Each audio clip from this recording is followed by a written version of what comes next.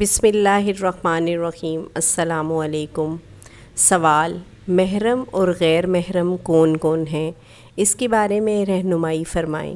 جواب: محرم یعنی وہ اشخاص جن سے عورت کو پردہ نہیں ہے، وہ یہ ہیں: شوہر، باپ، چچا، ماموں، سسر، بیٹا، پوتا، نواسا، شوہر کا بیٹا، داماد، بھائی، بھتیجا، بھانجا، اور مسلمان عورتیں، کافر باندی، ایسے مدہوش جن کو عورتوں کے بارے میں کوئی علم نہیں۔